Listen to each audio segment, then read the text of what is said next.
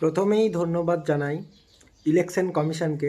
কারণ তারা না থাকলে, তাদের স্ট্র্যাটেজিক্যালি প্ল্যান না থাকলে আজকে বাংলার মানুষ এতটা নির্ভয়ে ভোট দিতে পারতো না।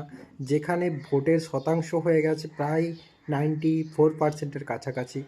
দু দফাতে ভোট হয়েছে, দু দফা ভোটই খুব শান্ত, কারোর মায়ের কোল খালি হয়নি, কেউ মানে ভয়ে ভোট দিতে যায়নি এরকম হয়নি। বাইরে থেকে মানুষ এসে ভোট দিয়েছে, বাংলার সাধারণ মানুষ ভোট দিয়েছে।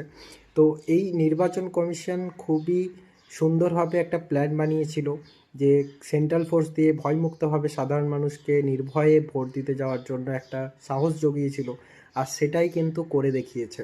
তো এই ফলাফল যেটা আমরা দেখতে পাচ্ছি, সেই ফলাফল কিন্তু একমাত্র এই নির্বাচন কমিশনের হাত ধরে অনেকটা এসেছে। নির্ভয়ে মানুষ ভোট দিয়েছে, মন খুলে ভোট দিয়েছে। তাই আজকে মন খুলে সবাই বলতে পারছে জয় জয় শ্রীরাম।